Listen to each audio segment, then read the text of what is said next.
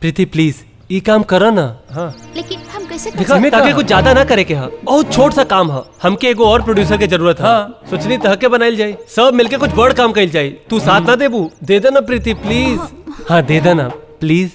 संभाल के रखिए ठीक बा। हाँ हेलो हेलो कहा उत्तमन से बात करता नहीं। हम जमीला हैं पुलिस स्टेशन में मिलल रहनी। ओहो रघुआ हमरा फोन काहे करता नहीं बिना गलती का मार खाई पता बा का होकेला।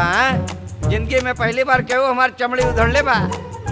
एक तमार बियाह नहीं भइल बा कहीं इन्होंने लग जाता हम का करती बताओ। ई बात खातिर माफी मांगे खातिर हम लोग के फोन कइले बानी। उ दिन खातिर बहुते शर्मिंदा बानी। उ दिन के घटना के बाद रउआ के हैं कहाँ रहनी का करनी ई सारा बात जाने खातिर हम आज आपके फोन कइले बानी। अभी रउआ ठीक बानी ना उत्तमन जी? फोन करके पूछ लेली तो हमार सब दर्द दूर हो गईल। अब हम बिल्कुल ठीक बानी।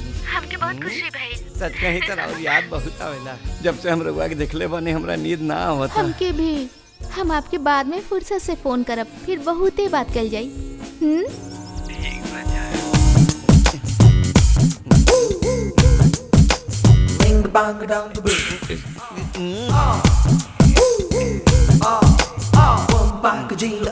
ऐसे का देखत पड़े तू हमरा के हम तोरा से ज्यादा खूबसूरत बानी। जैसे विनायकन सर जवान लागेलन वैसे ही हम भी जवान बानी। शायद बाल करिया करे से हमार सपना के रानी मिल जाए।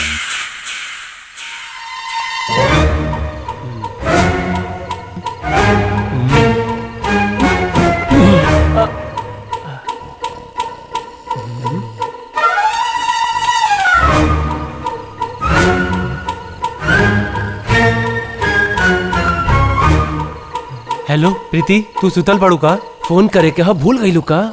ये हम कैसे कर सकता नहीं मुसीबत में मत डाला हमके। प्लीज इतना से काम हो कर दो। फोन रखा। हाँ रखा था।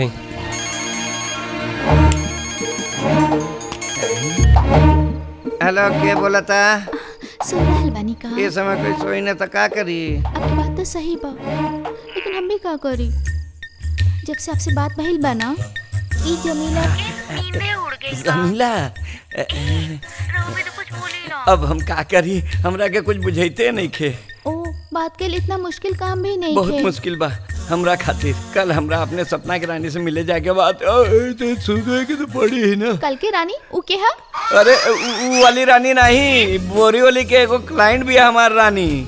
ठीक बा फिर अब ओकरे से बात कर ली। हमसे तो केहू बात ना करेला। अरे देखा ऐसा बात मत कर। हम बानी ने बात करे खातिर। अच्छा ये बतावा कि ऐसा का करी कि तोरा यकीन हो जाए। चुम्मा ई तरह हमके दे पाइब ना। हमके आपसे अभी मिले के बा।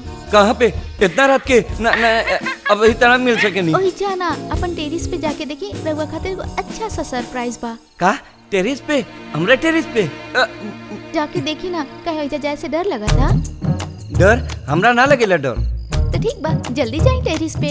हाँ हमका डरे चलो, नहीं। चलो, रउआ चलो, बोलब तो हम जाइबे करब। टेरिस पे पहुंच गए नी का? हाँ बस 2 सेकंड में। रउआ खातिर तो जाए के ही पड़ी। अरे कहाँ भैया? हेलो जमी चलो जल्दी करो जल्दी। कहाँ बाड़ू? दिखाई नहीं खीदे। ऊपर आसमान में देखी। हाँ कुछ चमकत तारा दिखा था रउआ के? हाँ दिखता। वो तो रोजे दिखाई देला। साथे में और भी तारा दिखाई देला हमरा। कहाँ रखल बा कहाँ रखल बा?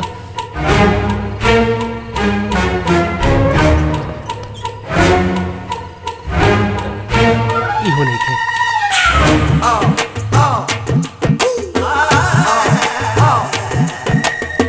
मिल गए देखा चल इहो था नहीं। चले चला ना इधर से चला। Total production cost for movie okay. हमरे ख्याल से म्यूजिक खातिर 2 लाख से ज्यादा ना लगी। तईला पकड़ा पैसा। हाँ अब सारा काम पीछे से शुरू करा। ऐसे से कहो के मिली। हाँ। एक बात ध्यान रखियो तू लोग बहुत भाग्यशाली बाड़ा। Super mega star Padma Shri Shri Mammootty साहब का डेट मिल गई बा। और का चाहिए? कोनो अच्छा कहानी लिखा अच्छा कास्टिंग करा फिर देखा कैसन मूवी बनेला। अगर ममूटी सर के सीन में गैप ना भइल तो देखिया कैसे ऑडियंस जुड़ी। जैसन काल है के बात बा। हमनी एक फिल्म के सेट पे मिलल रहली। हम कहले रहली ममूटी एक दिन तू बहुत बड़ा स्टार बनबो और वो दिन आ गई। का बोला ताड़ा? हमार तो रिश्ता ही ऐसा है। यहाँ तक पहुँचे खातिर बहुत मेहनत लगल बा। एक बार ओकरा की मदद चाहत रहे, उनके हमार कार चाहत रहे, एक बड़ा प्रोड्यूसर से मिले खातिर। उहो का दिन रहे। देखा, जीरो से ही हर आदमी के अपन काम के शुरुआत करे के पड़ेला। हाँ छोड़ा ही सब, याद आवेला तो आंख भर आवेला। हाँ तो ममूटी के बारे में थोड़ा बता दे। उ तोहरे फिल्म में काम तो करिहा, उनके लावल हमार जिम्मेदारी बा। ई देखा, हाँ पर ध्यान रखिया, ममूटी जी के रोल मेन होके के चाहिए। पिछले साल उनके साथ काम करे खातिर लोग डेट कितना मांगत रहले ममूटी खातिर। लिए तो बोले तू बहुत भाग्यशाली बड़ा जौन तो से मिल। पर देखिया, पैसा के व्यवहार सही सही होके के चाहिए जी। देख लिया तो ऐसन बा। अब इनका खर्च निकाल के 8 लाख बचल बा, ओसे काम तो शुरू हो जाए। पर आगे के पैसा के इंतजाम तू लोगन के करे के पड़ी। कुछ अच्छा आर्टिस्ट के लिए लिया जाए तो बजट बढ़ी, ओकरा बारे में कुछ सोचे के पड़ी। अगर हमनी के नए आर्टिस्ट के काम दिहल जाए तो आखिर तू चाहत का बड़ा? पहली बात तो ये बैनर नया बा, सूर्या भी नया बा, डायरेक्टर भी नया बा, फिल्म भी बड़ा बनावे चलल बड़ा। का लागत बा तू लोगन के? ए भगवान, हम जौन बोलो वैसे ही करबा तू लोग। हाँ हम चलत आनी, हमरा के और भी बहुत सारा काम बा। तब हमरा के निकले के पड़ी। चेन्नई के हमार कल के फ्लाइट बा और आप लोगन के मूवी खातिर डेट्स ब्लॉक बा। तब आप लोग काम खत्म करी फिर मिलल जाए। ओके तो हम सुपरस्टार बन जाइब ना। हाँ हाँ, जात जात हमारे एक बात ध्यान रखिए, केहू खातिर इतना उतावला ना होई है, ना तो चीज बनत बनत बिगड़ जाए। ठीक बा? ओके बाय, गॉड ब्लेस यू। हो गया ना? Yes, best of luck. हाँ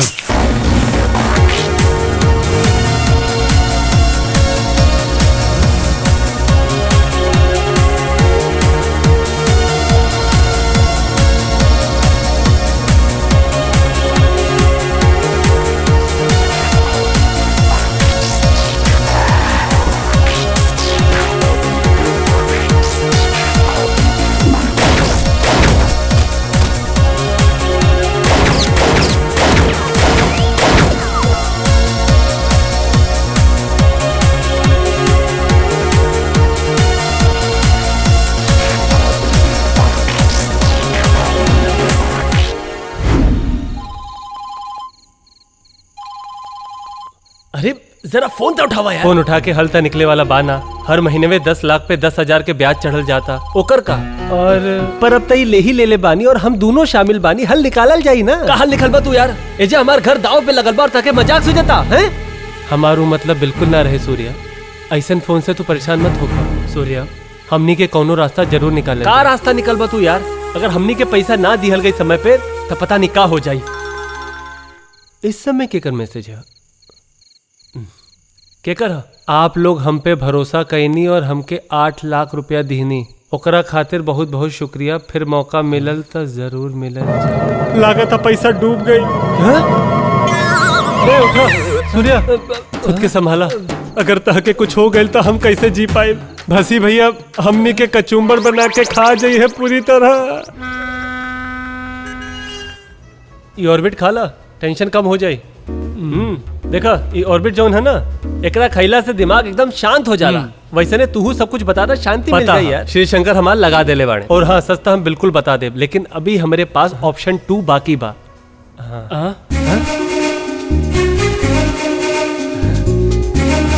hello, good morning sir. Good morning.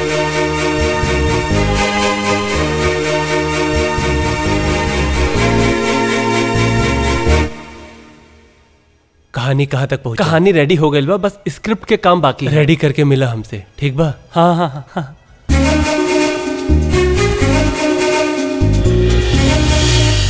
अरे शंकर के बारे में सब कुछ कहे ना बताओ इनकरा के। शांत हो जा, लेकिन पहले हमारी स्क्रिप्ट कंप्लीट होके दा। ममूटी सर फिल्म करे खातिर तैयार हवन। तू बिल्कुल टेंशन मत ला, अभी हमारा पास ऑप्शन नंबर 2 बा। तू बस हमारे साथ दी है। कूल बेबी कूल। इला तोहार आइसक्रीम। अब मुंह लटकावे के का फायदा?